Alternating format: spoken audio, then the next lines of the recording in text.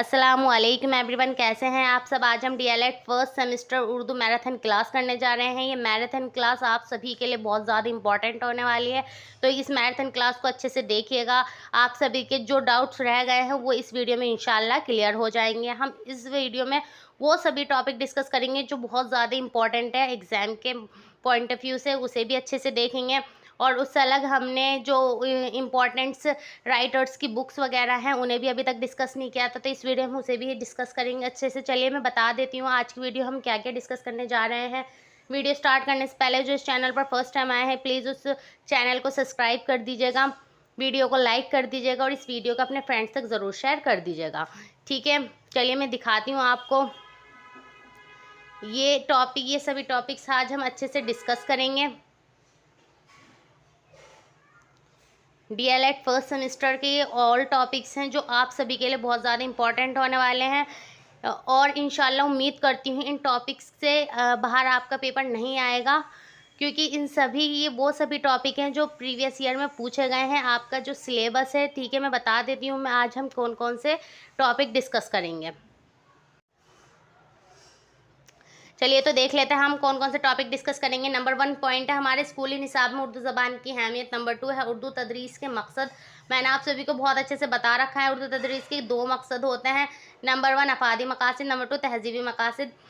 Number 3 point देखिए उर्दू तदरीस के तरीके, ये भी हमें मालूम है, हमने कर रखे हैं, ये आपका चैप्टर 3 है।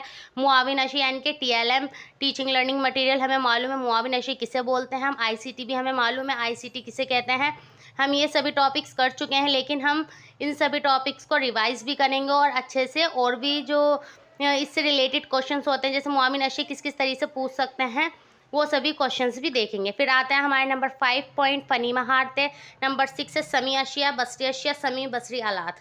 ये भी आपको बहुत अच्छे से मालूम है, मैंने आपको आई थिंक जितनी भी वीडियो कराई उसमें समी अशिया और जी आपकी बसरी अशिया और बुलंद ख्वानी खामोश ख्वानी का जिक्र हमने किया ही है, क्योंकि ये इनसे रिलेटेड क्वेश्चन आते ही है, चाहे 1 नंबर वाले क्वेश्चन में पूछे आपसे या 2 नंबर वाले क्वेश्चन में पूछे। और आप जब एग्ज़ाम देने जाएंगे आप वहाँ देखेंगे आपको ये टॉपिक ज़रूर मिलेंगे। एक तो बुलंद ख्वानी खामोश ख्वानी समी बसरी अशिया और समी बसरी आलात आपके। नंबर 7 पॉइंट देख लेते हैं मुहासबा और तज्जिया, ये भी हमें मालूम है। नंबर 7 है मादरी ज़बान। नंबर 9 है बुलंद ख्वानी खामोश ख्वानी। नंबर 10 मनसूबा सबक। ये आपके very very very most important है मनसूबा सबक। ये 2 तरीके से पूछते हैं, एक तो क्वेश्चन आएगा आपका कि मनसूबा सबक बनाकर बताइए, दूसरा आएगा कि मनसूबा सबक बनाने के क्या मकसद है। हम दोनों क्वेश्चन यहाँ डिस्कस करने वाले हैं और ये दोनों ही question I think previous year में पूछे गए हैं। 11 पॉइंट है हमारा आलात तदरीस। आलात तदरीस कौन कौन सी होती है ये भी हमें मालूम है, हम इसमें दोबारा से इन्हें अच्छे से देख लेंगे। 12 पॉइंट है आपका एराब किसे कहते हैं। नंबर 13 पॉइंट है आपको उर्दू कवायद। उर्दू कवायद से आपके क्वेश्चन आते हैं पर बहुत ज़्यादा क्वेश्चन नहीं आते, आपसे इस तरीके से पूछ सकते हैं उर्दू कवायद का मकासद बताइए, उर्दू कवायद क्यों ज़रूरी है, ठीक है ना।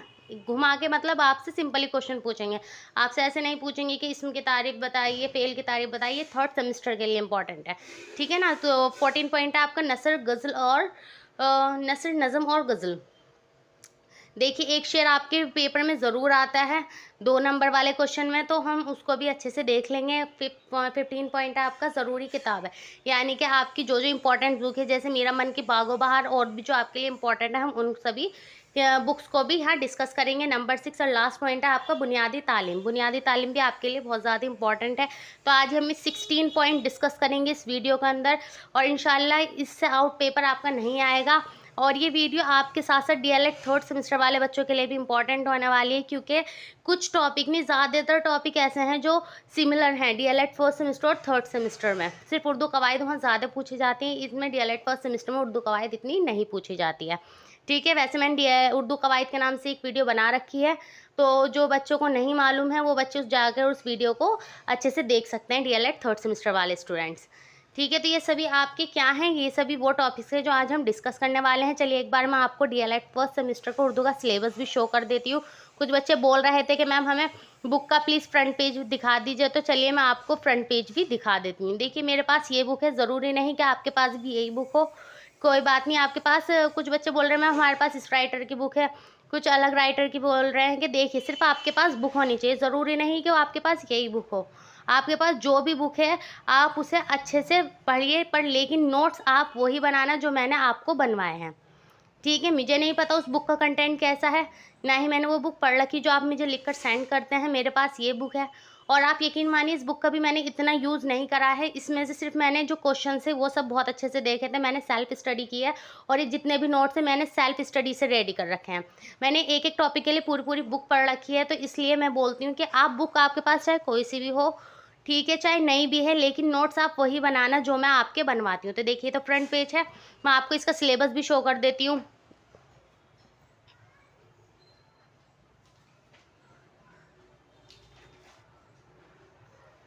देखिए, इसका सिलेबस है ये, एक बार आप अच्छे से देख लीजिए। ये सभी हम कर चुके हैं, ये पूरा सिलेबस हम कंप्लीट कर चुके हैं। चैप्टर 1 भी, चैप्टर 2, चैप्टर 3, चैप्टर 4, यहाँ तक कि फनी महारतों की भी अलग से वीडियो है और आपके मंसूबा सबक की है, मंसूबा सबक की भी हमने अलग से वीडियो बना रखी है। प्राइमरी सतह पर ज़रूर आता है आपका, जब आप एग्ज़ाम देने जाएंगे वहाँ हर क्वेश्चन आएगा कि बुलंदख्वानी का प्राइमरी सतह पर क्या इस्तेमाल है। आपको प्राइमरी सतह ये वर्ड वहाँ लिखा हुआ ज़रूर दिखेगा, ठीक है। तो कंफ्यूज नहीं होना है, मैं आपको अभी समझाऊंगी। ये आपका सिलेबस है, आपने देख लिया सभी बच्चों ने। चलिए मैं आपको आगे का बताती हूँ। चलिए तो स्टार्ट करते हैं आज की वीडियो। चलिए तो पॉइंट 1 देख लेते हैं, स्कूली निसाब में उर्दू ज़बान की अहमियत। ये पॉइंट हमने कर रखा है, पर हम इसे एक बार और अच्छे से डिस्कस कर लेते हैं। ये आपका चैप्टर 1 है, आज हम सभी पॉइंट्स अच्छे से डिस्कस करेंगे। तो देख लेते हैं स्कूल निसाब में उर्दू ज़बान की अहमियत। ये आपका चैप्टर 1 है, स्कूली निसाब में उर्दू ज़बान की अहमियत। देखिए, उर्दू हमारी यानी सभी हिंदुस्तानियों की प्यारी ज़बान है और उर्दू की जुल्फ़िकार गिरी के हम सब असीर हैं। उर्दू ज़बान मुल्क के बहुत सूबों में स्कूली निसाब में दाखिल है और इसके दुरुस्त व तदरीस के मुनासिब इंतज़ामात किए गए हैं और इसकी ज़बरदस्त अदबी, समाजी और तहज़ीबी अहमियत है। इसकी कैसी अहमियत है देख लीजिए, याद रखिएगा, अदबी, समाजी और तहज़ीबी अहमियत है।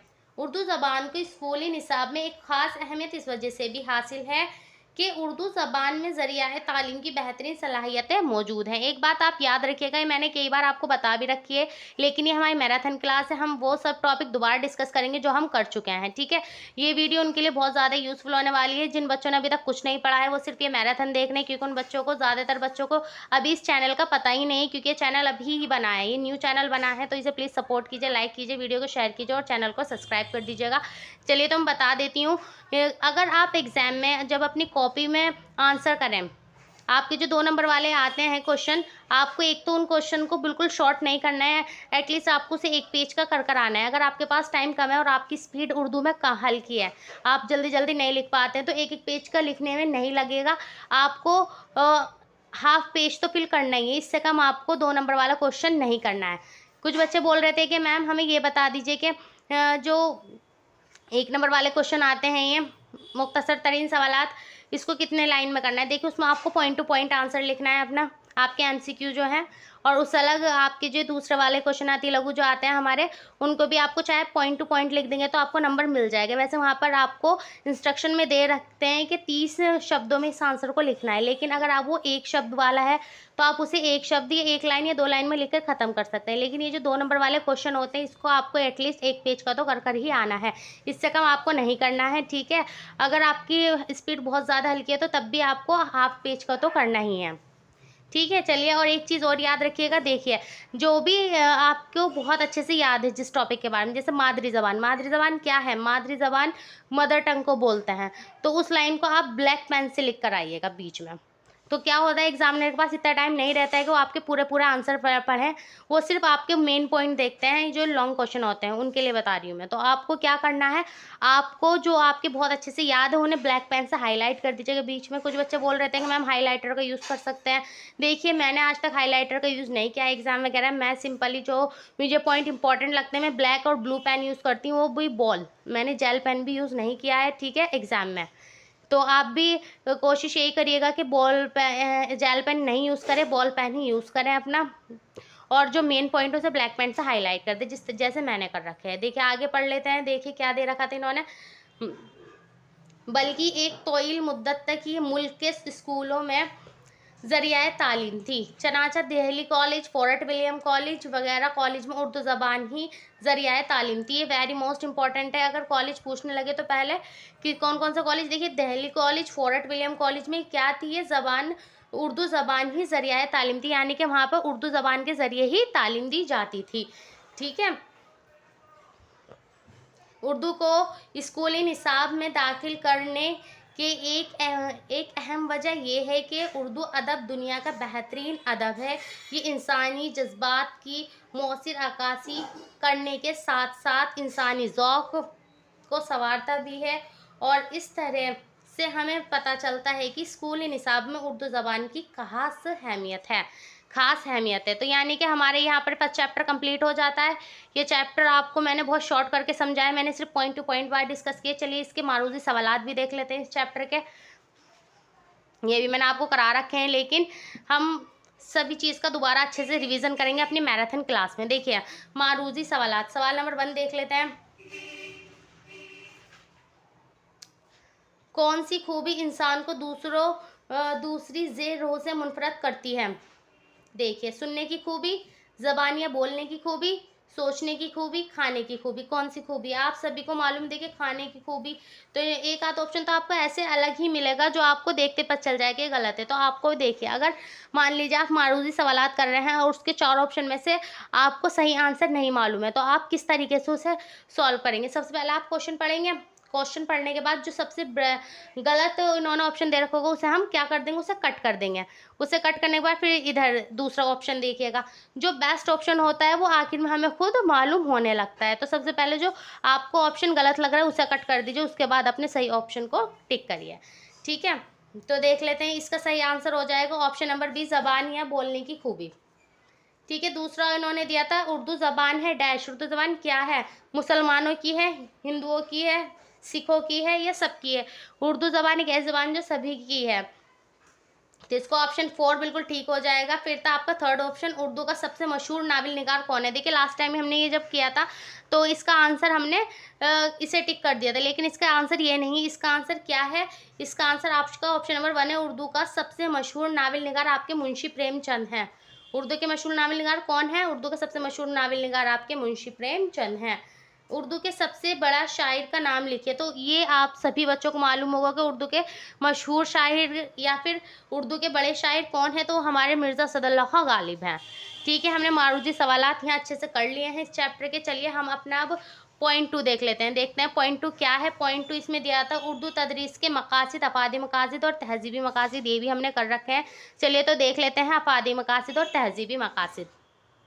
देखिए आपका चैप्टर 2 था ये, उर्दू तदरीस का मकसद, यानी कि एम्स ऑफ उर्दू टीचिंग। तदरीस टीचिंग को बोलते हैं, आप सभी को मालूम है यार। ये MCQs यानी कि मारूजी सवालात में क्वेश्चन आ भी चुका है प्रीवियस ईयर में, आई थिंक 2016 या 18 में ये पूछा गया था कि तदरीस से को क्या कहते हैं। तो तदरीस को हम टीचिंग कहते हैं। तो छोटी छोटी बातें हैं, इन पर ध्यान दिया करें।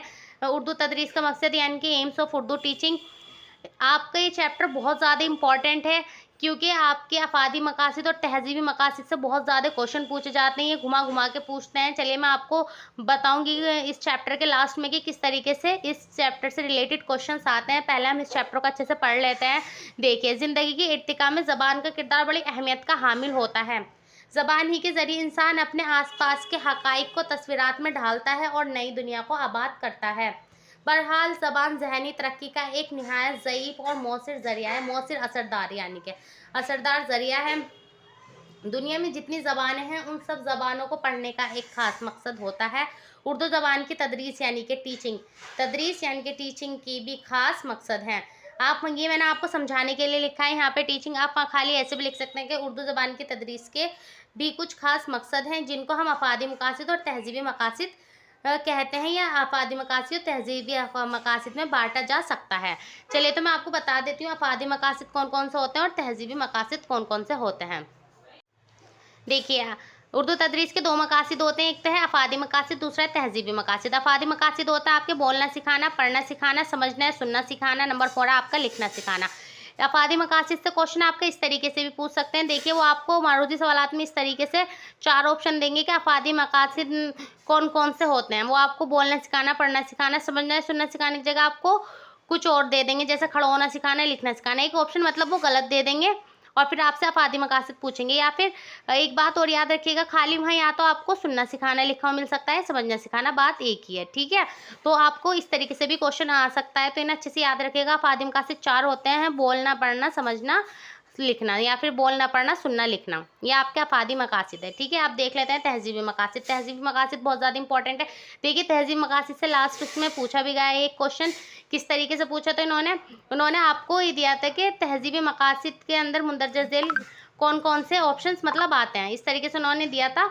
और उस ऑप्शन में इन्होंने ज़ौक़ सलीम लिख दिया था और 3-4 अपने पास से कुछ अलग अलग ऑप्शन लिख दिए थे कि तहजीब मकासिद के अंदर कौन कौन सा आते हैं। इन्होंने इस तरीके से दिया था क्वेश्चन, तहजीब मकासिद के अंतर्गत मुंदरजा झेल कौन कौन से ऑप्शंस आते हैं, तो है ना। अब उसमें इन्होंने पहले तो दे दिया ज़ौक़ सलीम की तरबियत, दूसरा इन्होंने बोलना सिखाना, पढ़ना सिखाना, लिखना सिखाना और सुनना सिखाना दे दिया। तो हमें मालूम होना चाहिए तहजीब मकासिद सिर्फ 3 है, ज़ौक़ सलीम की तरबियत, अखलाक की तरबियत, फैसला और तख़ील की मशक़। तो हमने ज़ौक़ सलीम पर टिक कर दिया क्योंकि हमें मालूम है कि ये ज़ौक़ सलीम की तरबियत किसके अंतर्गत आती है, ये आपकी तहजीबी मकासिद के अंदर आती है।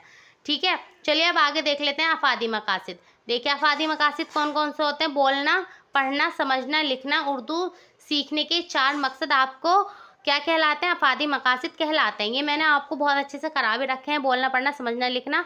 आप चाहें तो इसे डिटेल में जाकर वीडियो में देख सकते हैं। चैप्टर 2 की वीडियो में मैं आज सिर्फ मेन पॉइंट डिस्कस करूंगी जो आपके लिए इंपॉर्टेंट है। देखिए बोलना सिखाना आप खुद से भी लिख सकते हैं कि बच्चे को क्या करना है, हमें बोलना सिखाना है। किस तरीके से बोलना सिखा सकते हैं हम उसको, पहले तलफ़्फ़ुज़ की सही अदायगी बच्चे किस तरीके से कर पाए। मैंने आपको ये चारों मतलब ये पॉइंट बहुत अच्छे से करा रखे हैं, आप चैप्टर 2 की वीडियो जाकर देख सकते हैं। ठीक है, चलिए मैं बता देती हूँ तहजीबी मकासिद।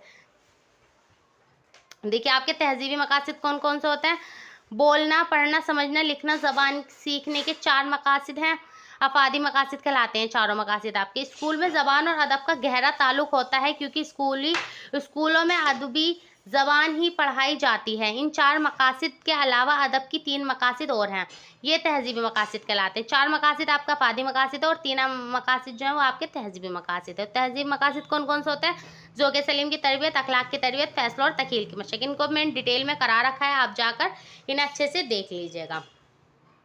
ये है चैप्टर, इसी चैप्टर के उर्दू तदरीस के मकासिद के। चलिए मारूजी सवालात भी देख लेते हैं आपके।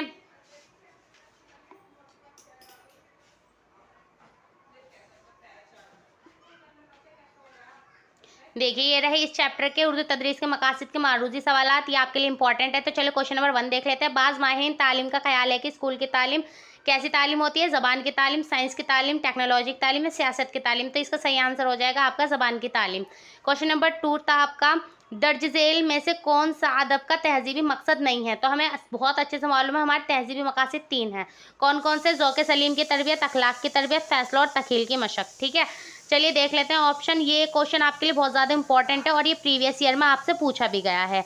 ठीक है, ये आपका आया हुआ है क्वेश्चन और मैं बता दूंगी ये क्वेश्चन किस किस तरीके से घुमा के आपसे पूछ सकते हैं। तो चलिए देख लेते हैं, दर्ज झेल में से कौन सा अदब का तहजीबी मकसद नहीं है। तो तहजीबी मकसद हम नहीं है हसूल दौलत, क्योंकि हमें पता है तहजीबी मकसद सिर्फ 3 है, ज़ौक़ सलीम की परवरिश, अखलाक की तरबियत और फैसला और तख़ील की मशक़। ठीक है, हसूल दौलत नहीं है, तो यही हमसे पूछा था कि नहीं है, और जो नहीं है वही हमारे लिए क्या होगा, इस ऑप्शन का सही आंसर होगा। और ये आपसे ऐसे पूछ सकते हैं कि वो 3 ऑप्शन अलग दे देंगे और एक सही दे देंगे। मान लीजिए वो पूछेंगे दर्ज झेल में से कौन सा तहजीबी मकसद है, वो यहाँ दे देंगे सुनना सिखाना, पढ़ना सिखाना, लिखना सिखाना, यहाँ दे देंगे ज़ौक़ सलीम की तरबियत।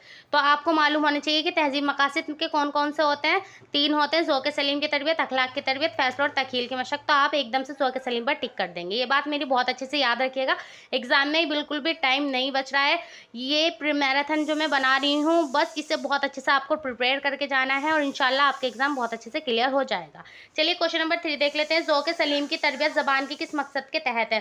ज़ौक़ सलीम, देखिए आ गया ना वो क्वेश्चन जो मैं कह रही थी आपसे। देखिए इस तरीके से पूछ सकते हैं कि ज़ौक़ सलीम की तरबियत ज़बान की किस मकसद के तहत होती है। तो हमें मालूम है तहजीबी मकासिद के तहत होती है। अफादी मकासिद कौन कौन से होते हैं, मैंने अभी आपको बताया था। अफादी मकासिद आपके 4 होते हैं, कौन कौन से, बोलना सिखाना, पढ़ना सिखाना, समझना या सुनना सिखाना, लिखना सिखाना। ठीक है, 4 आपका अफादी मकासिद और 3 आपके तहजीबी मकासिद है। क्वेश्चन नंबर 4 देख लेते हैं, फ़राग गोरखपुरी शायर हैं, किस चीज़ के शायर हैं फ़राग गोरखपुरी, आपके नज़म के, मसनवी के, गज़ल का या फिर गज़ल व रुबाई के। तो इसका सही ऑप्शन आपका डी हो जाएगा, गज़ल व रुबाई का।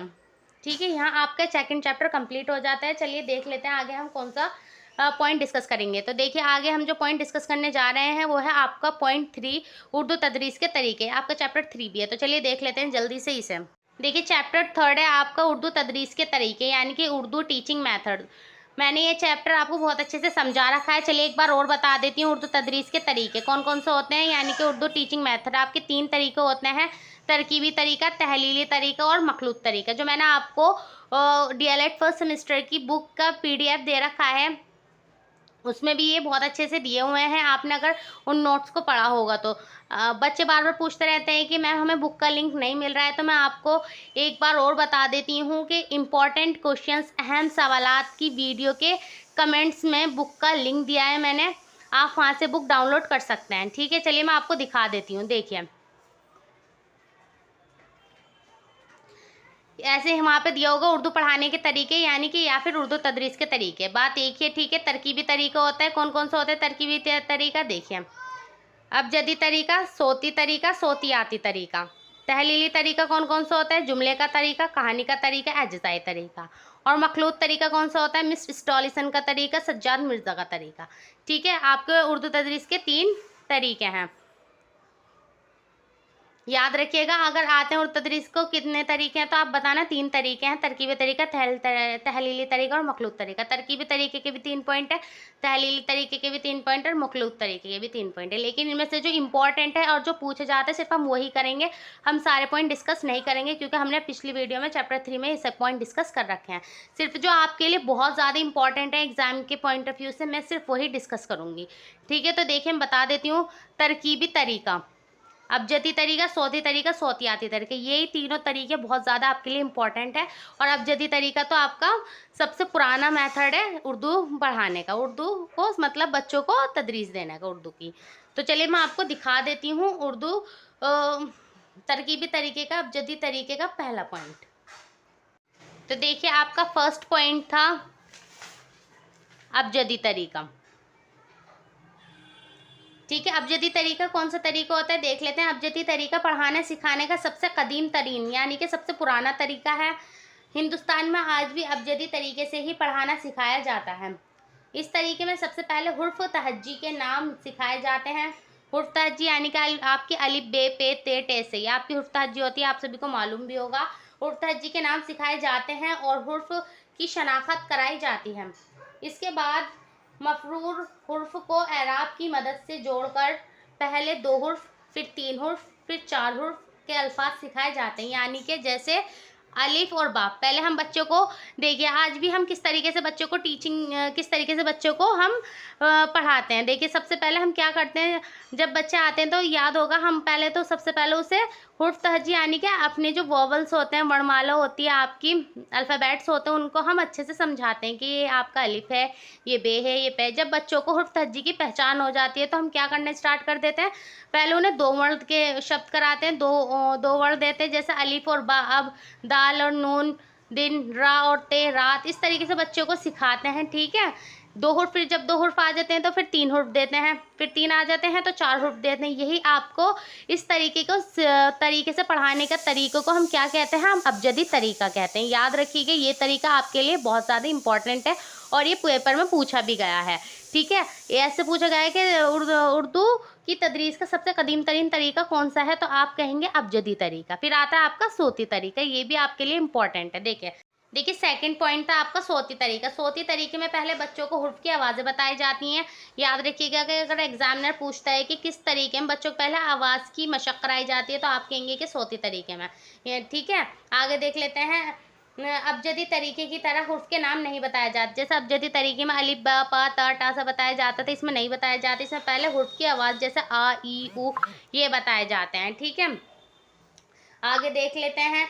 बल्कि इसमें पहले हुर्फ की आवाज़ों की मशक कराई जाती है और बाद में इन आवाज़ों को एक दूसरे से मिलाकर अल्फाज का तलफ़ुज़ अदा किया जाता है। जब बच्चों को क्या होती हैं, जैसे आवाज़ें होती हैं वो सीख जाते हैं, जैसे अलिफ, बा, जब उनको आवाज़ों से उनकी पहचान हो जाती है बच्चों को, तब वो क्या करते हैं, उनको मिलाकर उनको हुर्फ बनाना सिखाना शुरू कर देते हैं। ठीक है, ये होता है आपका सोती तरीका। अब देखिए थर्ड पॉइंट है आपका सोती। आपका थर्ड पॉइंट था सोतियाती तरीका। सोतियाती तरीका सोती तरीके की तब्दीलशुदा शक्ल है। इसमें इस बात की कोशिश की जाती है कि सोती तरीके में जो खामियां हैं वो दूर हो जाएं। इसमें बच्चों को पहले एक आवाज़ की कई अलामतें बताई जाती हैं। इसमें वहाँ तो एक आवाज़, जब बच्चों को आवाज़ की पहचान हो जाती थी, उसके बाद सोती तरीके में क्या करते थे, उनको मिलाकर अल्फाज बनाना सिखाते थे। इसमें क्या बोल रहे हैं ये, कि जब बच्चे को एक आवाज़ की कई अलामतें बताई जाती हैं, जब एक ही आवाज़ की कई अलामतें, जैसे एराब की शक्ल में हुर्फ की 3-3 शक्लें, जैसे अलिफ ज़बरा, अलिफ ज़ेरी, अलिफ पेशू, उन्हीं आवाज़ों को 3-3 तरीके से, कि इसको ऐसे भी पढ़ सकते हैं, ऐसे भी, ऐसे। तो इसको हम इसकी सोती तरीके की तब्दीलशुदा शक्ल बोलते हैं। ठीक है, यहाँ आपका थर्ड चैप्टर भी कंप्लीट हो जाता है। चलिए हम देखते हैं हम फोर्थ पॉइंट कौन सा डिस्कस करेंगे। अब हम अपना 4 पॉइंट करेंगे मुआविन अशिया, और यहाँ से आपको क्वेश्चन एग्जाम में रखा हुआ ज़रूर मिलेगा। तो चलिए देख लेते हैं मुआविन अशिया यानी कि TLM और ICT। आपका 4 पॉइंट था मुआविन अशिया। मुआविन अशिया आपके एग्जाम के पॉइंट ऑफ व्यू से बहुत ज़्यादा इंपॉर्टेंट है। ठीक है, क्योंकि ये आपका पूछा गया है प्रीवियस ईयर में। ये आपके सन 2016, 19 और 23 में भी ये क्वेश्चन आपका आया था। ठीक है, चलिए देख लीजिए। मैं यहाँ पर मैंने क्वेश्चन नंबर 14 लिख रखा है, क्योंकि सन 2023 के क्वेश्चन नंबर 14 था ये, कि तदरीस मुआविन अशिया से क्या मुराद है, मिसालें भी पेश कीजिए। मैंने सन 2023 का पेपर सॉल्व करा रखा है, आप जाकर मेरे चैनल पर देख सकते हैं। मैंने आपके बहुत अच्छे से उस पेपर को कराया हुआ है, तो आप उसे देख लीजिएगा। ठीक है, चलिए देखते हैं मुआविन अशिया। मुआविन अशिया को अंग्रेजी में TLM यानी कि टीचिंग लर्निंग मटेरियल बोलते हैं। उस्ताद दौरान तदरीस में सबक को बेहतर, तफ़हीम, मौसिर, दिलचस्प बनाने के लिए क्लास में जिन अशिया को इस्तेमाल करता है, उनको तदरीसी मुआविन अशिया कहा जाता है। यानी कि एक जो टीचर एक क्लास में जाते वक्त जिन जिन सामानों का इस्तेमाल कर रहे हैं पढ़ाने के लिए, जैसा आपका ब्लैक बोर्ड हो गया, किताब हो गई, या किसी भी चीज़ के थ्रू बच्चों को समझा रहे हैं, तो वो क्या है, मुआविन अशिया है हमारे। ज़बान की तदरीस में मुआविन अशिया को 3 हिस्सों में तकसीम किया गया है। अब इनको भी मुआविन अशिया भी 3 तरीके के होते हैं। कैसे, देखिए, एक तो होता है आपकी समी अशिया, एक होती है बसरी अशिया, और एक होती है आपकी समी व बसरी अशिया। समी अशिया कौन सी होती है? समी अशिया वे वसाइल होते हैं जिनके ज़रिए तुलबा कुछ सुनकर सीखता है। सुनकर, जैसे रेडियो, रेडियो हो गया आपका, ठीक है, ग्रामफोन हो गया, लंगवा फ़ोन हो गया, सब क्या है आपके समी अशिया। इसमें क्या करता है, तुलबा सुन के इनसे सीखता है। बसरी अशिया किसे बोलते हैं? बसरी अशिया वे वसाइल होते हैं जिनके ज़रिए तुलबा कुछ देख कर सीख रहा है। ठीक है, मान लीजिए आपके सामने एक किताब खुली हुई है, आप उसे पढ़ रहे हैं, तो आपकी क्या है, बसरी अशिया। एक चार्ट है, चार्ट के थ्रू आप सीख रहे हैं, एक मैप है, ये सब क्या है, आपकी बसरी अशिया है। समी व बसरी अशिया कौन सी होती है? समी बसरी अशिया वे वसाइल होते हैं जिनके ज़रिए तुलबा सुन भी पा रहा है और देख भी पा रहा है। जैसे आपका कंप्यूटर हो गया, लैपटॉप हो गया, ठीक है, ये सब आपके क्या है, ये आपके बसरी अशिया है। तो 3 तरीके की मुआविन अशिया होती हैं, याद रखिएगा, समी अशिया, बसरी अशिया और समी व बसरी अशिया। उम्मीद करती हूँ आपको बहुत अच्छे से ये समझ आ गया होगा मुआविन अशिया। इसके कुछ एग्जाम्पल बता देती हूँ आपको। मुआविन अशिया की चंद मिसालें मुंदरजा झैल है। कौन कौन सी? किताब, चार्ट, नक्शे, तख्तसिया, chalk, flash card, duster, laptop, computer और प्रोजेक्टर, ये सब आपके क्या हैं, या आपके मिसालें हैं, आपके एग्जाम्पल हैं मुआविन अशिया की। चलिए, आपको उम्मीद करती हूँ मुआविन अशिया अच्छे समझ में आया होगा। अब आपको मैं ICT बता देती हूँ, ICT किसे बोलते हैं।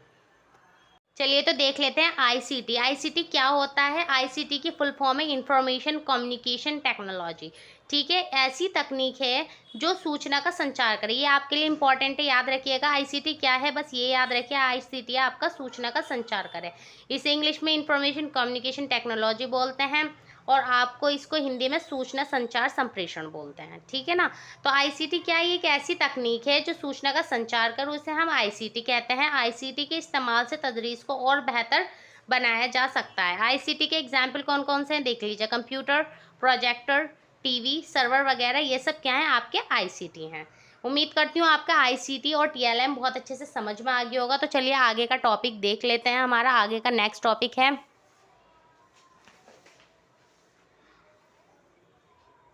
हमने फर्स्ट चैप्टर भी कर लिया, सेकंड भी, थर्ड भी, फोर्थ भी। अब हम देखते हैं 5th पॉइंट आपका फ़नी महारतें। आपकी फ़नी महारतें बहुत ज़्यादा इंपॉर्टेंट है, क्योंकि आपके मारूजी सवालात में क्वेश्चन आता है कि इसकी सही तरतीब बताई है। सू बो पाली मैंने बहुत अच्छे से आपको समझा भी रखी है। तो चलिए इसे डिटेल में पढ़ लेते हैं, फ़नी महारतों को। देखिए, फ़नी महारतें, चलिए फ़नी महारतें देख लेते हैं किसे कहते हैं। फ़नी महारतें किसी भी ज़बान की तालीम का मकसद बच्चे में 4 तरीके की सलाहियतें पैदा करना है, यानी सुनना, बोलना, पढ़ना, लिखना ही। सुनना, बोलना, पढ़ना, लिखना ही आपकी क्या कहलाती हैं, फ़नी महारतें कहलाती हैं। चलिए मैं बताऊंगी। सुनने से मुराद होती है सुनकर समझना। बोलने से मुराद है गुफ्तगू में सही ज़बान का इस्तेमाल करना। पढ़ने से मुराद है मखसूस रस्मुल ख़त। देखिए, रस्मुल ख़त होती है आपकी लिपि यानी कि स्क्रिप्ट। ठीक है, रस्मुल ख़त में लिखने लिखे हुए मवाद को पढ़ना, और लिखने से मुराद है मखसूस रस्मुल ख़त में इबारतों का लिखना। हालांकि ऐसा माना जाता है कि सुनने और बोलने के लिए किसी तालीम की ज़रूरत नहीं होती, क्योंकि बच्चा पैदाइश से ही घर के लोगों को सुनते और बोलते देखते हैं, और इसको बोलना खुद ब खुद आ जाता है। लेकिन हकीकत ये है कि बोलने और सुनने में सलाहियत करने के लिए भी तालीम ज़रूरी है। सही बात है कि बच्चों को सही तरीके से बोलना सिखाना, सही तरीके से अपनी बात को कहना सिखाना ही क्या तालीम के ज़रिए बहुत ज़्यादा ज़रूरी है। जब बच्चे को तालीम मिलेगी तो उसे मालूम होगा कि किस टाइम पर हमें क्या बात करनी है, ठीक है। तो ये बहुत से लोग बोलते हैं कि ये तो बच्चे को बोलना और सुनना बचपन से आता है, तो इसकी तालीम देना ज़रूरी नहीं है। लेकिन क्या है, ये गलत है। तालीम देना ज़रूरी है, क्योंकि जब हम पढ़ लेते हैं तो हमें मालूम होता है कि हमें क्या बात किस टाइम पर कैसे करनी है, ठीक है। चलिए तो आगे देख लेते हैं। ज़बान की 4 महारतें हैं जिनको हसूल की वजह से ज़बान पर महारत हासिल हो सकती है। देखिए, सुनना सिखाना या समझना सिखाना, बोलना सिखाना, पढ़ना सिखाना, लिखना सिखाना, ये चारों आपकी क्या हैं? आपकी फ़नी महारतें हैं। आपसे क्वेश्चन इस तरीके से पूछा जाएगा कि फ़नी महारतों की सही तरतीब बताइए, तो आप कहेंगे देखिए सु, बो, पा, ली। मैंने बहुत अच्छे से सभी को समझा भी रखा है, जो हमारे बच्चे हैं, जो मेरे से पहले से पढ़ रहे हैं, हमारे स्टूडेंट्स। देखिए, तो आप सिर्फ इतना याद रखिएगा फ़नी महारतों के लिए, सु, बो, पाली, यानी कि सुनना, बोलना, पढ़ना, लिखना, ये आपकी क्या कहलाती है? सूबो पाली, ये कहलाएंगी आपकी फ़नी महारतें, ठीक है। उम्मीद करती हूँ आपको फ़नी महारतें समझ आ रही होंगी। तो देख लेते हैं, सुनना सिखाना किसे कहते हैं। सुनना सिखाना, सुनना भी एक फितरी अमल है। सुनने से मुराद सही अल्फाज को सुनना और मौके व माहौल पर इसका सही इस्तेमाल करना है। समझने का दारोमदार भी सही सुनने पर है। इसलिए प्राइमरी स्कूलों में समझना सिखाने पर जोर दिया जाता है, ठीक है। चलिए, सुनना सिखाना है, समझना सिखाना है। अगर आपसे आए ये पॉइंट कि सुनना सिखाने से क्या मुराद है या समझना सिखाने से क्या मुराद है, तो वहाँ आप ये लिख सकते हैं। अभी मैंने आपको थोड़ी देर पहले अफादी मकासिद वगैरह आए, तो उनमें भी यही चारों पॉइंट थे, सिर्फ उनमें डिफरेंस इसमें इतना है। अगर आपसे फ़नी महारतें पूछना है तो आप लिखेंगे सु, बो, पाली, ठीक है। अगर आपसे अफादी मकासिद पूछना है तो आप कैसे लिखेंगे? अफादी मकासिद पूछते हैं तो आप लिखेंगे बोलना, पढ़ना, समझना, लिखना। कैसे लिखेंगे? बोलना, पढ़ना, समझना, लिखना तो आपके अफादी मकासिद कहलाते हैं, और सु, बो, पाली आपके फ़नी महारतें कहलाती हैं। पॉइंट एक ही है। अगर ये सेपरेट करके क्वेश्चन आता है कि सुनने से क्या मुराद है, बोलने से क्या मुराद है, पढ़ने से क्या मुराद है, लिखने से क्या मुराद है, तो मैं अभी आपको जैसे मैंने सुनना सिखाने की डेफिनेशन दी है, समझाया है, तो आप ये लाइंस वहाँ लिख कर आ जाना। चलिए सेकंड पॉइंट देख लेते हैं, बोलना सिखाना।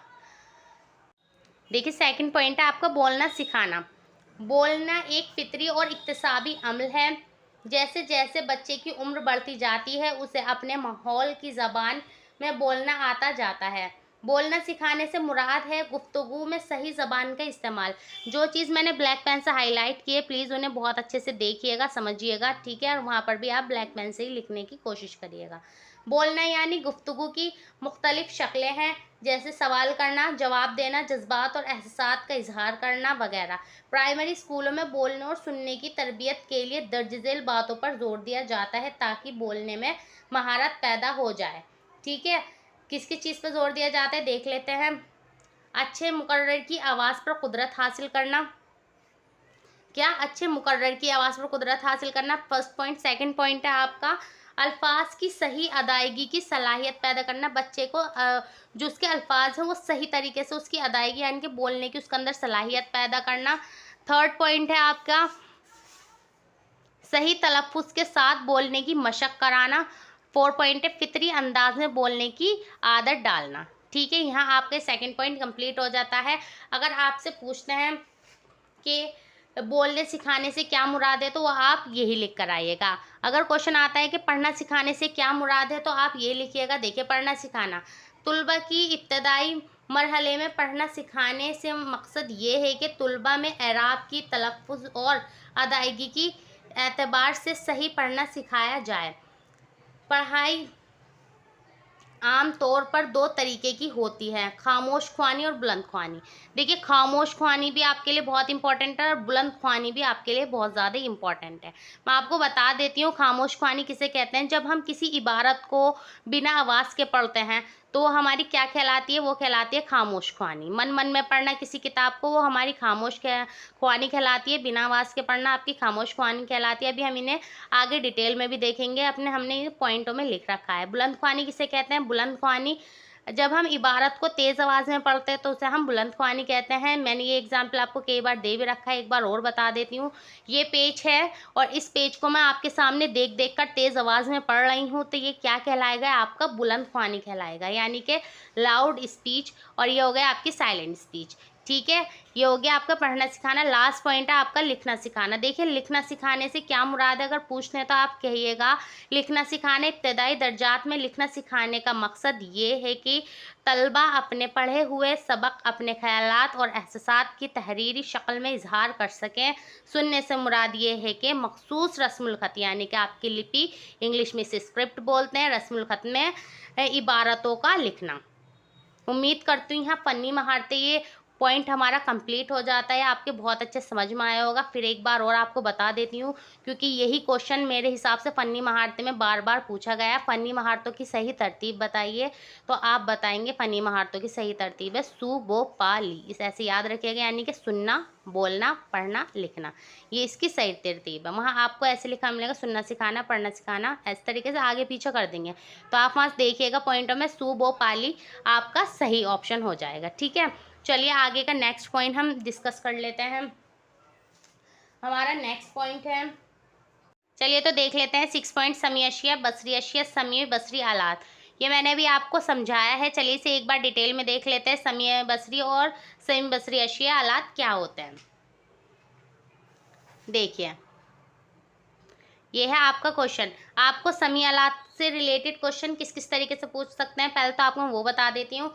समाती आलात आ सकता है लिखा वहाँ पर, समी आलात आ सकता है, समी अशिया आ सकता है, तो आपको कंफ्यूज नहीं होना है, क्वेश्चन वही है। ठीक है ना, समाती आलात या समी आलात कौन से हैं, या समी आलात से आप क्या समझते हैं, तो आप लिखेंगे समी अशिया ऐसे वसाइल हैं जिनको सुनकर तलबा कुछ सीख सके, उन्हें समी अशिया कहते हैं, यानी समी का ताल्लुक सुनने से है।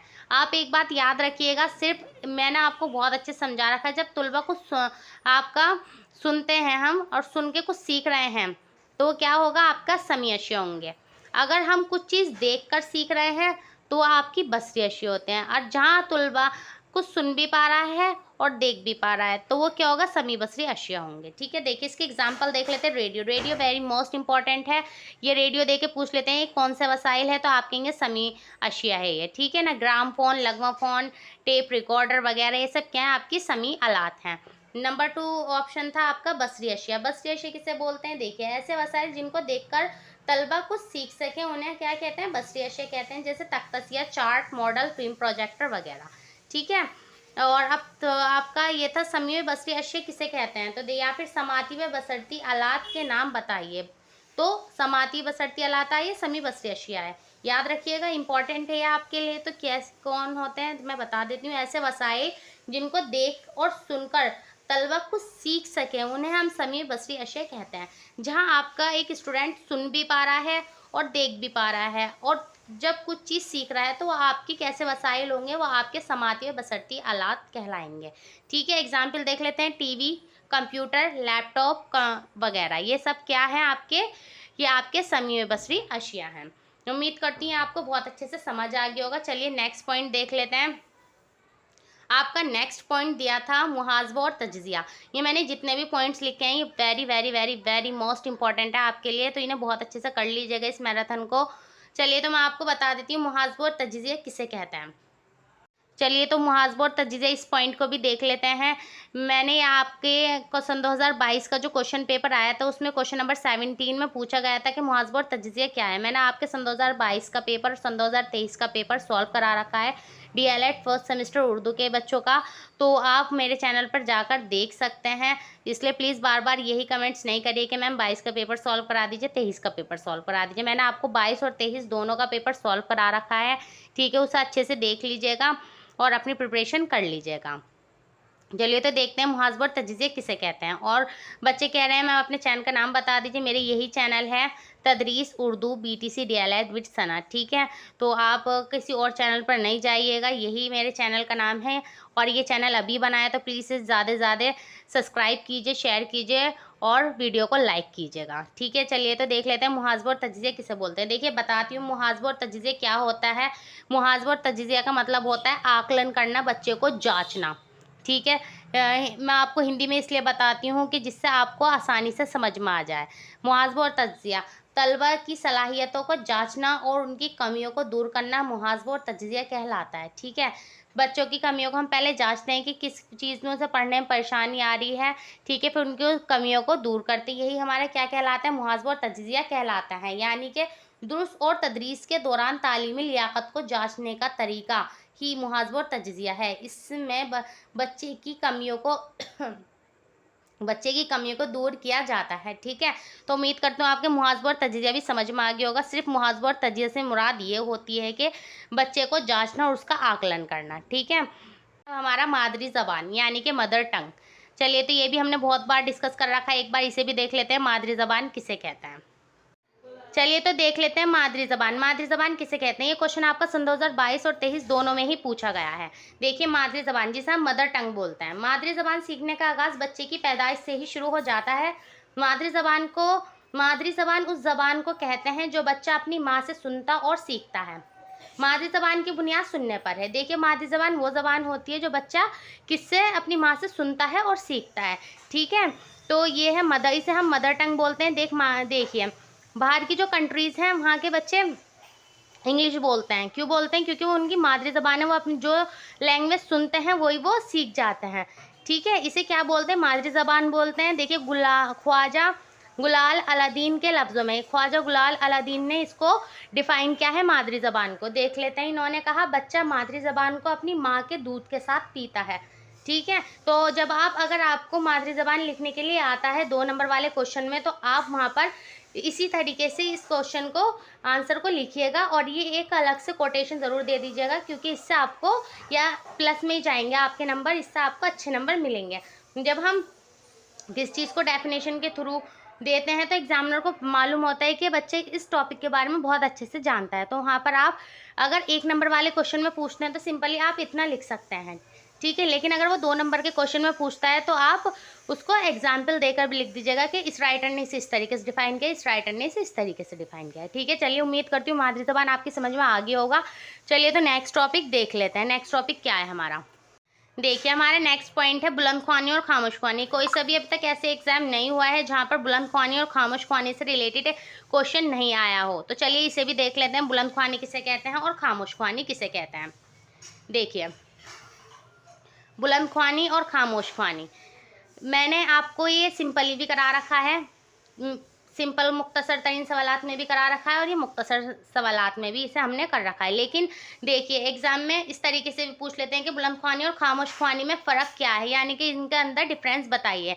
तो देखिए मैंने आपको बताया बुलंदख्वानी किसे कहते हैं। बुलंदख्वानी तो उसे बोलते हैं यानी कि आपकी लाउड रीडिंग, ठीक है। जैसे ये पेज है, इस पेज को मैं आपके सामने देख देख कर तेज़ आवाज़ में पढ़ रही हूँ, तो ये मैं क्या कर रही हूँ, मैं बुलंदख्वानी कर रही हूँ। अगर इसी पेज को मैं मन मन में पढ़ूँ, बिना आवाज़ के पढ़ूँ, तो वो क्या हो जाएगी, खामोशख्वानी हो जाएगी, यानी कि आपकी साइलेंट रीडिंग हो जाएगी, ठीक है। चलिए तो इनके डिफरेंट देख लेते हैं। बुलंदख्वानी और खामोशख्वानी में फ़र्क मुंदरजा झेल है। बुलंदख्वानी क्या होती है, बुलंदख्वानी से बच्चों के अंदर की झिझक दूर हो जाती है। जब बच्चा तेज़ आवाज़ में पढ़ता है तो उसके अंदर की जो झिझक होती है दूर हो जाती है और उसके अंदर एक कॉन्फिडेंट आ जाता है कि नहीं मैं अच्छे से इसे कर पाऊंगा, ठीक है। तो ये बुलंदख्वानी है, ठीक है। वहीं खामोशख्वानी मुतालिया से बच्चों में खुद एतमादी पैदा हो जाती है। खामोश मुतालिया से क्या होता है, बच्चों के अंदर खुद एतमादी पैदा हो जाती है।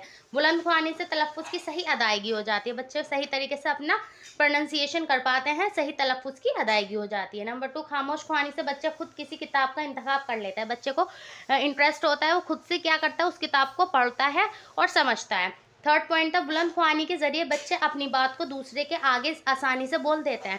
जब बच्चे के अंदर एक कॉन्फिडेंट आ जाता है तो बच्चे क्या करता है, अपनी बात को दूसरे के सामने आसानी से रख पाता है। वहीं खामोश मुताले से किसी को परेशानी नहीं होती। खामोशख्वानी यानी कि हम कुछ बुक पढ़ रहे हैं तो उससे दूसरों को डिस्टर्बेंस नहीं होगा, वो बच्चा खुद से उसको क्या कर लेगा, उसको अच्छे से पढ़ पाएगा, किसी को खामोशी नहीं होगी, किसी को परेशानी नहीं होगी। ठीक है, चलिए तो यहाँ पर आपका बुलंदख्वानी और खामोश ख्वानी में डिफरेंस आपको समझ आ गया होगा। उम्मीद करती हूँ अब आपको बुलंदख्वानी और खामोश ख्वानी में कोई डाउट नहीं होगा। चलिए तो नेक्स्ट पॉइंट देख लेते हैं।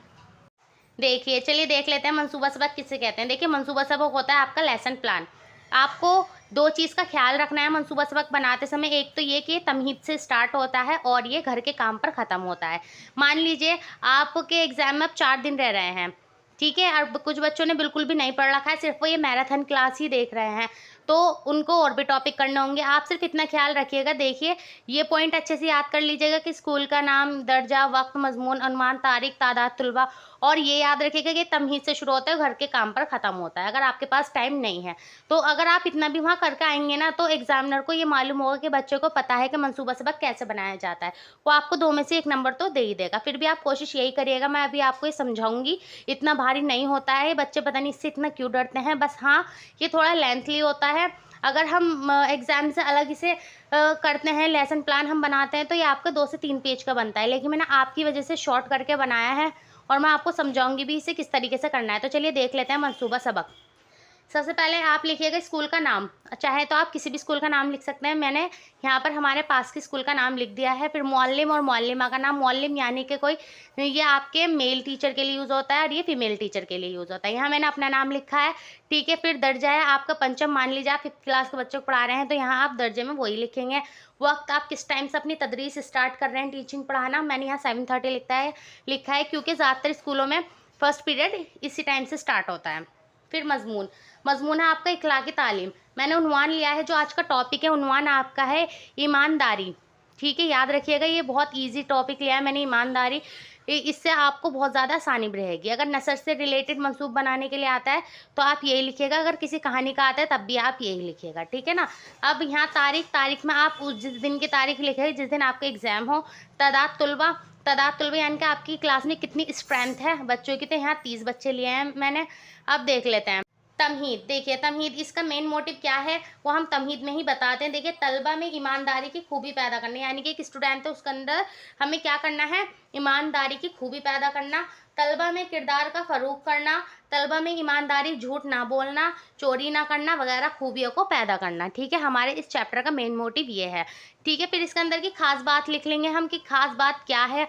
तो देखिए, तलबा में ईमानदारी की खूबी पैदा करना, मैंने आपकी वजह से इतने इजी से पॉइंट लिए हैं, खास बात, तमहीद, घर के काम, कि आपको बिल्कुल भी परेशानी नहीं हो। मैंने इससे अलग एक मंसूबा सबक और बना रखा था, पर बच्चों को बहुत वो लगा टफ के मैम नहीं, हमें तो बहुत इजी करके चाहिए, तो मैंने आपकी वजह से इसलिए ईमानदारी के ऊपर मंसूबा सबक तैयार किया है, ठीक है। चलिए फिर थर्ड पॉइंट है, देखिए सबका मालूमात। सबका मालूमात होता है आपका प्रीवियस नॉलेज, यानी कि बच्चा कितना पढ़ चुका है। जब हमें ये मालूम होगा कि एक स्टूडेंट से इतना आता है, ठीक है, मान लीजिए उसे आता है आ से अंक खाली तक, उससे सवाल आते हैं, तभी तो हम व्यंजन स्टार्ट करेंगे, ठीक है ना। ये वही बात है कि बच्चे को कितनी प्रीवियस उसकी नॉलेज है। तलबा तालीम याफ्ता कहानियों को पढ़ और सुन सकता है, यानी कि बच्चा, वो स्टूडेंट जो है वो पढ़ भी पा रहा है कहानियों को और सुन भी पा रहा है, ठीक है। देखिए 3 पॉइंट कितने इजी से हो गए, मैंने आपके करा दिए हैं। आप अभी आगे भी हम इसे करेंगे। कुछ नहीं आता है, हेडिंग डालिएगा मंसूबा सबक, ये पॉइंट, तमहीद, खास बात, साबका मालूमात। अगर बिल्कुल भी टाइम नहीं बच रहा है तो डायरेक्ट आखिर में डाल दीजिएगा घर का काम। आपको 1-1.5 नंबर इस पर मिल जाएगा, लेकिन अगर आप पूरा करके आएंगे तो आपको 2 नंबर भी मिल जाएंगे। चलिए आगे देख लेते हैं। साबका मालूमात के बाद आप हेडिंग डालेंगे। देखिए, सबका मालूमात के बाद आता है आपका पेशकश। यहाँ मुअल्लिमा की कारगुजारी, यानी कि वो एग्जीक्यूट करेगी इस टीचर। फिर तुलबा की कारगुजारी, यानी कि फिर स्टूडेंट जो है उससे क्या करेगा, जवाब देगा। टीचर क्वेश्चन करेगी कि अच्छा आदमी कौन होता है, तो तुलबा जवाब देगा कि जो सच्चा हो। हम किस चीज़ के से रिलेटेड क्वेश्चन यहाँ तो टीचर पूछ रही है, हमारा उन्वान था ईमानदारी, तो इसी चैप्टर से रिलेटेड यहाँ क्वेश्चन पूछेगी कि हमें कामयाबी कब मिलती है। स्टूडेंट कहेंगे कि अपने पर भरोसा रखकर। देखिए, ये बात आप पर भी लागू होती है। कुछ बच्चे इस टाइम मेरे पे कमेंट्स कर रहे हैं कि मैम हमारे एग्ज़ाम को 1 वीक रह रहे हैं, कि हमारी कुछ भी तैयारी नहीं है, कैसे होगा। सिर्फ आप अपने आप पे भरोसा रखिए, यकीन रखिए, आपके बहुत अच्छे नंबर आएंगे। आप यकीन मानिए, अभी जब मैंने BTC किया है, मैंने बहुत पहले नहीं किया, मैंने भी अभी हाल फिलहाल में BTC अपनी कंप्लीट की है, यूट्यूब पर कोई कंटेंट अभी तक भी नहीं है, पर मैंने आपकी इतनी तैयारी करा दी है, आपकी कोई टॉपिक नहीं छोड़ा है, एक एक टॉपिक को कई बार रिवाइज करा दिया है, तो आपको यकीन रखना चाहिए अपना आप पर भी और मुझ पर भी रखिए। इंशाल्लाह आपके बहुत अच्छे नंबर आएंगे। सिर्फ अगर आपने कुछ भी नहीं कराया तो ये मैराथन क्लास अच्छे से करके जाइएगा और एक कॉन्फिडेंट के साथ जाइएगा कि हाँ मुझसे आता है और मैं करके आऊँगा। अगर आपके अंदर कॉन्फिडेंट नहीं होगा तो आपकी बैक लग सकती है। प्लीज़ अपने आप पे भरोसा रखिए और पेपर को बहुत अच्छे से अटेम्प्ट करिए। कुछ बच्चों ने भी कमेंट्स किया कि मैम कॉपी को किस तरीके से फिल करनी है, कि कॉपी जैसे हम हिंदी में लिखते हैं इस तरीके से करनी है या हम जैसे उर्दू में ही हमारी कॉपी होती है पीछे से इसे स्टार्ट करना है। देखिए एंट्री आपको फ्रंट पेज की होगी, उसे अच्छे से कंप्लीट करिएगा। आपके वहाँ ये लिखा हुआ होगा कि अपना नाम लिखिए, रोल नंबर, आपके सेंटर का नाम, आपके कॉलेज का नाम, सब चीज़ होंगे। उन एंट्री को अच्छे से पहले फिल कर लीजिएगा और आपको जो अपनी कॉपी फिल करनी स्टार्ट करनी है वो बैक साइड से ही करनी है। जैसे हम उर्दू की कॉपी में काम करते हैं इसी तरीके से वहाँ हमें अपनी कॉपी को फिल करना है। बैक साइड से आप पहले लाइनिंग कीजिएगा, मार्जिन करना है। मैंने how to attempt question paper के नाम से एक वीडियो डाल रखी है, आप उसे देख लीजिएगा, आप समझ जाएंगे। ठीक है, तो आपको बैक साइड से लाइन करके पेपर करने स्टार्ट कर देना है। और हाँ एक चीज़ याद रखने का, क्वेश्चन नोट करने में टाइम वेस्ट नहीं करना है। आप सिर्फ डालेंगे क्वेश्चन नंबर 1 और आंसर लिख देंगे, क्वेश्चन नंबर 2 आंसर लिख देंगे, क्वेश्चन नंबर 3 आंसर लिख देंगे। और एक चीज़ और याद रखिएगा, जहाँ आपके मारूजी सवाल कंप्लीट होते हैं यानी कि आपके MCQ, तो उसके नीचे से ही आपको नहीं लिखना है। ठीक है, आपको जब नए वो स्टार्ट हो मुख्तसर तरीन सवाल, तो आपके आगे वाले पेज से उसे स्टार्ट करना है, यानी कि उसी के नीचे नहीं लिखना है, आप नेक्स्ट पेज से लिखना स्टार्ट करिएगा। इससे भी बहुत अच्छा इम्पैक्ट पड़ता है कि बच्चे ने दूसरा वो उसके बाद स्टार्ट किया। और हाँ एक चीज़ का ख्याल और रखिएगा कि क्वेश्चन आगे पीछे नहीं करिएगा। बहुत से यूट्यूबर ने आपसे कहा होगा जो आपसे पहला आता है वो करिए, लेकिन मैं अपना पर्सनली एक्सपीरियंस बता रही हूँ आपको। एग्जामिनर क्या करता है, वो देखता है अच्छा क्वेश्चन नंबर 1, क्वेश्चन 2, 3, 4, 5, वो जब देखता है कि बच्चों ने कितने अच्छे से अटैम्प्ट कर रखा है तो सीरीज वाइज ही उसे चेक करता चला जाता है। तो आप उम्मीद रखिएगा कि आप ये ऐसे करना है आपको कि मैं एक भी क्वेश्चन आगे पीछे नहीं करूं। अगर हाँ कि आपसे कुछ भी नहीं आ रहा है तो आप वाला क्वेश्चन पहले कर रहे हैं बाद में, ऐसे प्लीज़ मेरे अकॉर्डिंग तो नहीं करिएगा। आप सिर्फ सीरीज़ वाइज ही क्या करना है आपको क्वेश्चन करने हैं, क्वेश्चन नंबर 1, 2, 3, 4, 5, 6, 7, ठीक है ना। और ऐसे नहीं करिएगा क्वेश्चन नंबर 2 नहीं आ रहा है चलो भाई यहाँ की जगह छोड़ देता हूँ 3 कर लेता हूँ, नहीं। ऐसा बहुत सी बार होता है, खासकर उर्दू में तो होता है क्योंकि बच्चों की स्पीड कम होती है कि वो लास्ट में करते करते क्या करते हैं वो वाला क्वेश्चन करना भूल जाते हैं। और एग्जामिनर क्या करता है, मान लीजिए आपने लास्ट पेज पर इतनी जगह छोड़ दी क्वेश्चन नोट करके, वो आगे का खोल के देखेगा भी नहीं क्योंकि उसने तो जल्दी जल्दी चेक करने से मतलब होता है। ठीक है, तो ये वाली गलती भी नहीं करना आप पेपर में। चलिए उम्मीद करती हूँ आपकी समझ में आ गई होगा। तो जो बच्चे पूछ रहे थे कि कॉपी कहाँ से फिल करनी है, तो जैसा आपकी उर्दू की कॉपी फिल होती है पीछे से आपको इसी तरीके से एग्जाम में भी करनी है। चलिए तो आगे देख लेते हैं अपना मंसूबा सबक। फिर इसमें आएगा मकसद बयान, किस तरीके से मकसद बयान होता है। तो देखिए यहाँ आप मकसद बयान का पॉइंट डालेंगे, फिर इसमें लिखेंगे बच्चों आज हम लोग ईमानदारी के बारे में मुतालिया करेंगे। टीचर अपना मकसद बयान कर रहा है यहाँ पर स्टूडेंट्स के सामने के ये जो हमारा लेसन प्लान है इसको पढ़ने का हमारा मकसद क्या है। फिर दोबारा वो पेशकश करेगा मुअल्लिमा के ज़रिए ईमानदारी सबक से मुतालिक लकड़हारे व जल देवता वाली कहानी तलबा के सामने सुनाना और इनकी जानकारी में इजाफा करना। उन्हें ऐसी कहानियाँ बताना जिसमें ईमानदारी के बारे में बताया गया हो। ठीक है ना, हम देखिए फिर आता है आपका नेक्स्ट पॉइंट तख्ता सिया। ये जो तख्ता सिया की हेडिंग है ये मैंने यहाँ पर लिखी है, लेकिन इसको और ज़्यादा हम अच्छे से कर सकते हैं। मान लीजिए यहाँ आपने इसकी हेडिंग लिख ली, यहाँ आपके ये होगी जी ये वाली लाइन होगी, ठीक है ना। यहाँ आप एक लाइन मार्क कीजिएगा, यहाँ हेडिंग डालिएगा तख्ता सिया की, ठीक है। तख्ता सिया लिखकर वहाँ पर ये लिख दीजिएगा कि हाँ जो भी आप ऊपर सवाल जवाब डाल के जो भी सवाल जवाब पूछ रहे हो ये पॉइंट आप इधर भी लिख सकते हैं, वैसे आप ऐसे भी लिख सकते हैं, कोई वो नहीं है, ठीक है ना। देखिए तख्ता सिया पर मुश्किल अल्फाज लिख कर उसके सही तलफ़ुज़ बताना। मान लीजिए आपके पास टाइम बहुत कम है और आपको वहाँ पर तख्ते सिया का पॉइंट भी लिखना है। तो हाँ एक चीज़ और, इसमें तख्ते सिया की हेडिंग आती ही है मंसूबा सबक में, इसे नहीं छोड़िएगा।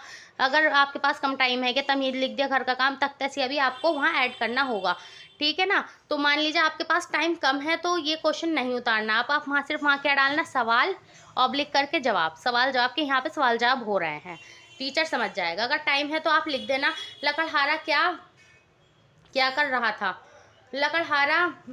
लकड़हारे कहाँ, वो कुल्हाड़ी कहाँ गिर गई थी। और फिर 3 क्वेश्चन है इस कहानी से हमें क्या सबक मिलता है, ठीक है ना। फिर तख्ता होने के बाद आप अपना लास्ट पॉइंट लिखना।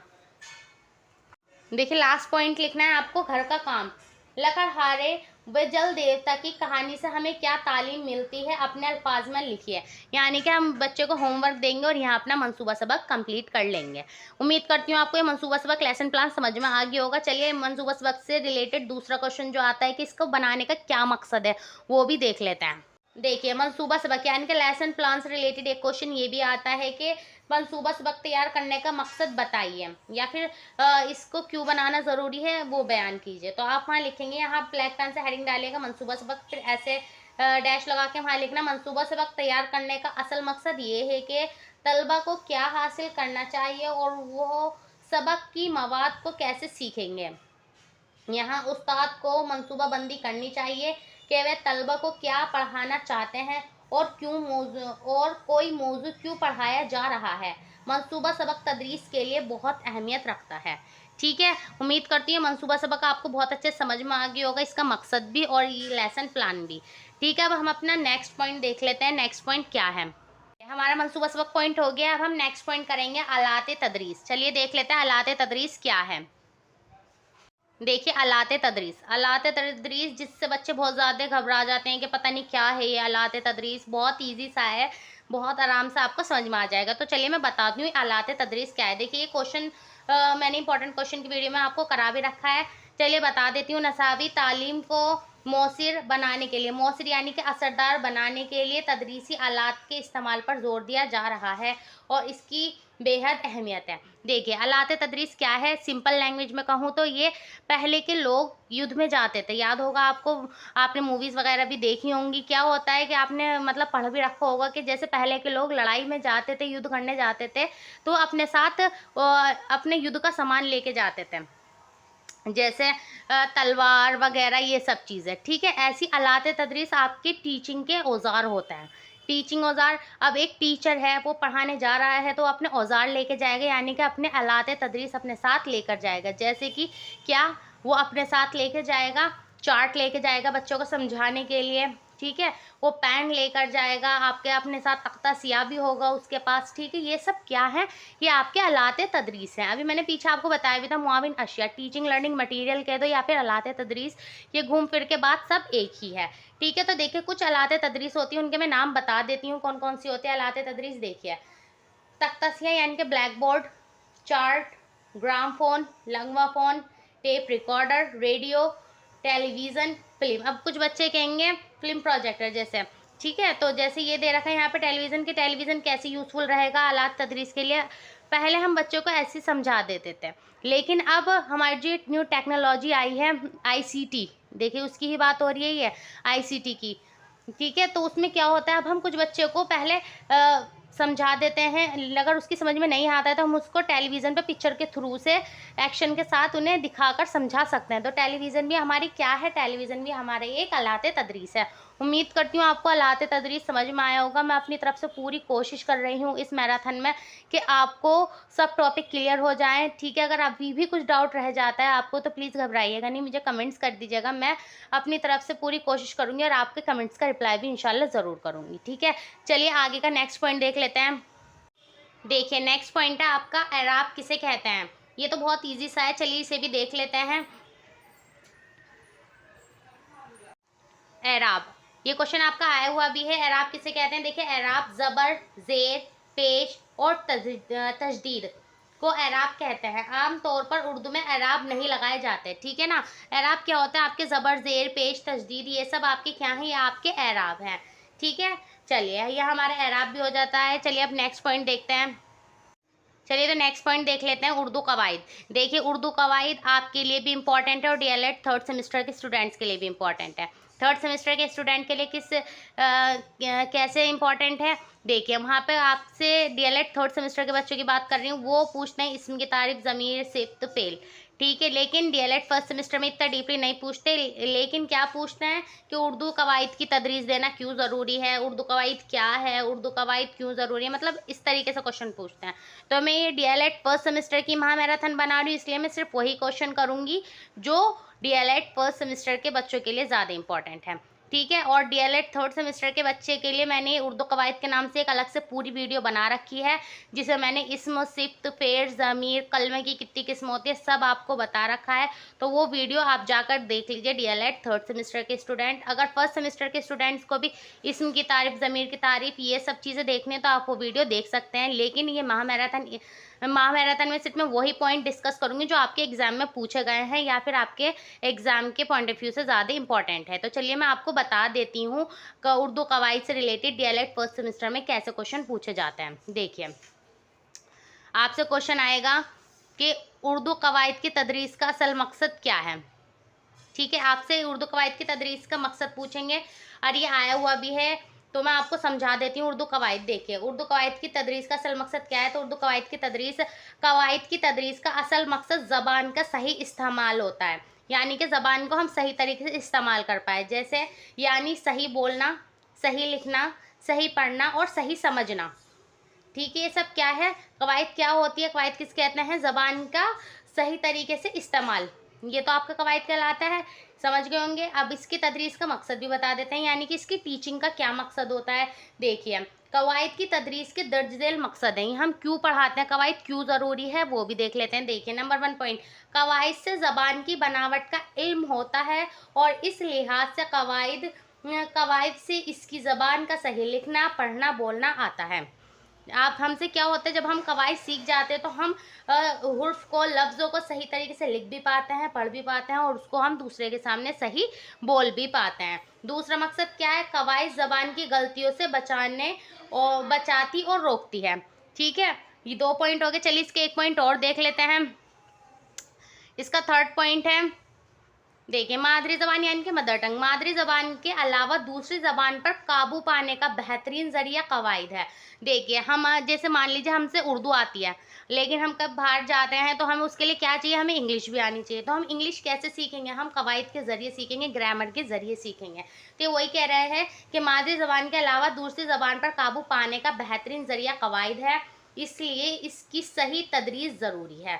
उम्मीद करती हूँ आपको उर्दू कवायद समझ में आ गया होगा।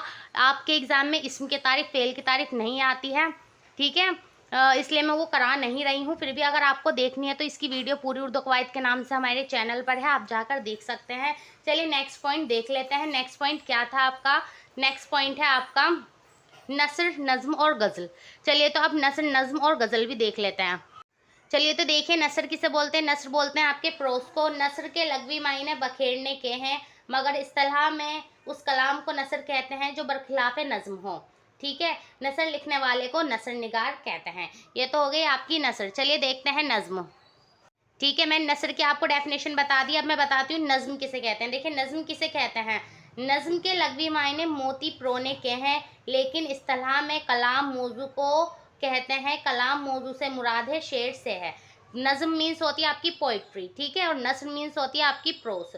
ठीक है, चलिए तो गज़ल देख लेते हैं। गज़ल किसे कहते हैं। गज़ल किसे कहते हैं, गज़ल अरबी ज़बान का लफ्ज़ है जिसके लग़वी मायने हुस्न व इश्क की बातें करना, औरतों से गुफ्तगू करना, या ये एक ऐसी सिन्फ है जो मखसूस अनासिर तरकीबों पर मुश्तमिल है, जिसमें काफ़िया, रदीफ, मतला, मक्ता और तहल्लुस शामिल हैं। एक चीज़ और, गज़ल का जो पहला शेर होता है उसे क्या कहते हैं, याद रखिएगा, ये इंपॉर्टेंट है, आया हुआ है और आता भी है। गज़ल के पहले शेर को मतला और गज़ल का आखिरी शेर को मक्ता कहते हैं। और गज़ल के जो बीच के शेर होते हैं उसे क्या कहते हैं, उसे कहते हैं फ़र्द। क्या कहते हैं, याद रखिएगा, उसे कहते हैं फ़र्द। गज़ल के जो बीच के शेर होते हैं वो फ़र्द कहलाते हैं, पहला शेर मतला कहलाता है, आखिरी का शेर मक्ता कहलाता है। उम्मीद करती हूँ नस्र, नज़्म और गज़ल आपको तीनों की डेफिनेशन समझ आ गई होगी। आपके लिए इतना ही ये इंपॉर्टेंट है, ये डिटेल में 3rd सेमेस्टर के लिए इंपॉर्टेंट है। जब आप 3rd सेमेस्टर में आएंगे इंशाल्लाह, जब तक मैं 3rd सेमेस्टर के भी चैप्टर वाइज आपको पढ़ाऊंगी। इस बार 3rd सेमेस्टर की प्रॉपर क्लासेस नहीं हुई हैं, नेक्स्ट टाइम से 3rd सेमेस्टर की प्रॉपर क्लासेस होंगी चैप्टर वाइज। ठीक है, तो आप जब देख लीजिएगा कि वहाँ पे किस पॉइंट ऑफ व्यू से ये इंपॉर्टेंट है। चलिए अब नेक्स्ट टॉपिक देखते हैं। चलिए, नसर, नज़्म और गज़ल के बाद अब देखते हैं ज़रूरी किताबें। ज़रूरी किताबें कौन कौन सी हैं जो आपके एग्ज़ाम में पूछी जाती हैं, और कौन सा शायर आपके लिए, कौन सा राइटर आपके लिए ज़्यादा इंपॉर्टेंट है, उसे भी हम देखेंगे। तो चलिए बता देती हूँ इम्पॉर्टेंट बुक्स यानी कि अहम किताब आपकी। देखिए, ये है आपकी कुछ, मुझे ये 3-4 किताबें जो आपके प्रीवियस ईयर में भी पूछी जाती हैं और जो मुझे इंपॉर्टेंट लगी वो मैंने यहाँ पर लिखी हैं। देखिए, ये है मुसन्निफ। एक चीज़ याद रखिएगा, कौन सी बुक ज़्यादा इंपॉर्टेंट है आपकी, मैं वो चलो जब भी बताऊँगी जब मैं इसे पढ़ाऊँगी। देखिए इधर मीर अमन देहलवी, मीर अमन है, इनकी बागोबहार, ये सन 2016 और 19 में आया हुआ क्वेश्चन है। जो क्वेश्चन 2 बार रिपीट हुआ है उसकी तीसरी बार भी रिपीट होने के चांसेस बढ़ जाते हैं, क्योंकि सन 2023 में आई थिंक नहीं पूछा गया था। ठीक है, फिर है सेकंड रजब अली बेग सरूर की फसाना है अजायब, ये भी आपके लिए इंपॉर्टेंट है। अल्लामा इकबाल को तो आप बहुत अच्छे से रट के जाइएगा। मैंने इसके आपके जो पोस्ट कर रही हूँ डेली एक क्वेश्चन, वहाँ पे मैंने डिटेल में इसकी सब बुक्स दी हैं। आप जाके मेरे जो डेली में क्वेश्चन पोस्ट कर रही हूँ उन्हें एक बार देख लीजिए, वो भी आपके लिए बहुत ज़्यादा फ़ायदेमंद रहेंगे। ठीक है ना। देखिए अल्लामा इकबाल आपके लिए कैसे इंपॉर्टेंट है, आपने ध्यान दिया होगा जो मैंने सन 2022 का पेपर और 23 का पेपर करा रखा है, उसमें आपके 2 नंबर वाले क्वेश्चन में शेड दिए हैं।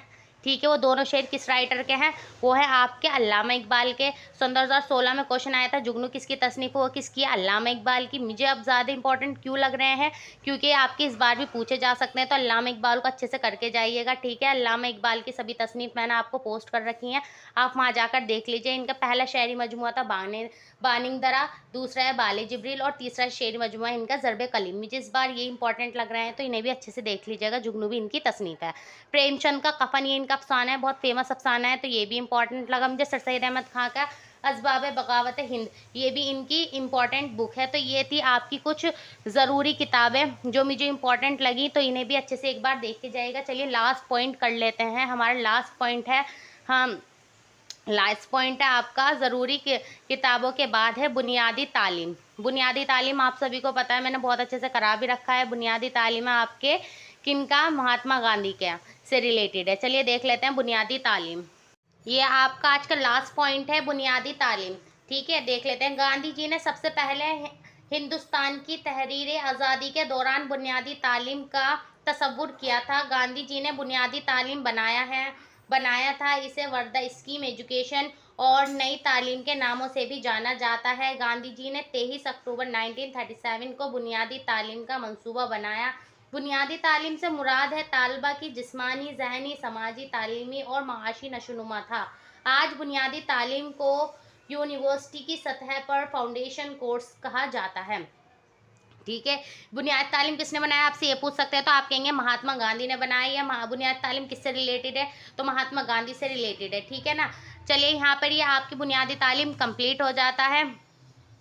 एक चीज़ और आपको बतानी थी, बुनियादी तालीम कंप्लीट हो गया। देखिए लिखना सिखाने के तरीके बताइए और पढ़ना सिखाने के तरीके। तो आपको मैंने पढ़ना सिखाने के तरीके तो बता दिए हैं, तरकीबी तरीका, तहलील तरीका और मखलूत तरीके, इनके भी 3-3 तरीके हैं, वो भी मैंने आपको बता दिए हैं। जैसे आपका अबजद तरीका, सोतियादी तरीका आपके तरकीबी तरीका है। ठीक है ना, ये मैंने आपको करा दिया है अभी। लेकिन लिखना सिखाने के तरीके, देखिए आपसे पूछेंगे कि पिस्तालोजी का तरीका क्या है, तो ये लिखना सिखाने के पहले तो एक बात सुन लीजिए, 3 तरीके होते हैं, पिस्तालोजी का तरीका, मॉन्टेसरी का तरीका, पढ़ो और लिखो का तरीका।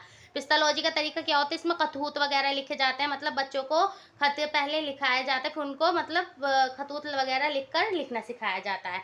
मॉन्टेसरी का तरीका क्या होता है, इसमें लकड़ी या रेत माल के टुकड़े काट कर उस पर हुक बनाना सिखाए जाते हैं। पढ़ो और लिखो के तरीके में क्या होता है, पहले बच्चों को पढ़ाया जाता है फिर लिखवाया जाता है। तो ये 3 तरीके रह गए थे हमारे, ये भी अच्छे से कर लीजिएगा। लिखने सिखाने का तरीका है तो ये तीनों लिखना, पढ़ने सिखाने का तरीका है तो इन तीनों को लिखना, तरकीबी तरीका, तहलील तरीका, मखलूत तरीका। ठीक है, चलिए आज हमने ये सभी टॉपिक डिस्कस किए हैं। डीएलएड फर्स्ट सेमेस्टर का उर्दू का हमने पूरा सिलेबस यहाँ डिस्कस किया है, जो एग्जाम के पॉइंट ऑफ व्यू से बहुत ज़्यादा इंपॉर्टेंट थे क्वेश्चंस, हमने वो भी डिस्कस किए हैं। मैंने first time marathon class YouTube पर बनाई है, उम्मीद करती हूँ ये आपको बहुत ज़्यादा आपके लिए यूज़फुल रही होगी वीडियो। अगर फिर भी आपके कुछ अभी भी डाउट्स रह जाते हैं तो आप मुझे कमेंट्स कर सकते हैं, मैं आपके कमेंट्स का रिप्लाई करूँगी इंशाल्लाह। और प्लीज़ अपने पेपर पर ध्यान दीजिए और बहुत अच्छे से अपने एग्ज़ाम्स करके आइएगा। यहाँ हमारी आज की ये मैराथन क्लास कंप्लीट होती है, ये कंप्लीट हो जाती है मैराथन क्लास। और हाँ, एक चीज़ और, कुछ बच्चे कमेंट्स कर रहे थे कि मैम अभी हमें आवाज़ में प्रॉब्लम हो रही है या फिर अभी पिक्चर क्वालिटी में थोड़ी सी प्रॉब्लम है, तो देखिए प्लीज़ क्वालिटी इंक्रीज़ करके देख लीजिएगा, क्योंकि मैंने बात की है कि ऐसे क्यों जा रही है, तो मुझे बताया है कि इसके सिस्टम पूरा चेंज करना पड़ेगा आपको, और अभी सिस्टम में चेंज नहीं कर सकती इंशाल्लाह, पर जैसे ही मेरे हिसाब बनता है मैं आपके लिए वो सब सामान ख़रीद लूँगी। ठीक है, फ़िलहाल अभी इनसे काम चलाइए, इंशाल्लाह नेक्स्ट टाइम जब आप 3rd सेमेस्टर में आएंगे तब तक मैं अपना सब सामान ठीक कर लूँगी जहाँ तक मुझे उम्मीद है। चलिए तो उम्मीद करती हूँ वीडियो आपके लिए बहुत ज़्यादा यूज़फुल रही होगी, और प्लीज़ वीडियो को लाइक कर दीजिएगा, मेरे चैनल को सब्सक्राइब कर दीजिएगा और इस वीडियो को अपने फ्रेंड्स तक ज़रूर शेयर कर दीजिएगा। ये चैनल अभी बना है तो इसलिए आप सभी की सपोर्ट की मुझे बहुत ज़्यादा ज़रूरत है। प्लीज़ मुझे सपोर्ट कीजिए और इस चैनल को सब्सक्राइब करिए। चलिए तो मिलते हैं नेक्स्ट वीडियो में, जब तक के लिए टेक केयर, अल्लाह हाफिज़, और आपके एग्ज़ाम्स के लिए ऑल द वेरी बेस्ट। इंशाल्लाह मुझे पूरी उम्मीद है आप सब बहुत अच्छा एग्ज़ाम करके आएंगे। अपने पेपर पर ध्यान देना और डरने की ज़रूरत नहीं है, हमारे साथ अल्लाह है और इंशाल्लाह हमारा एग्ज़ाम बहुत अच्छा होगा। ठीक है, चलिए तो टेक केयर, अल्लाह हाफिज़।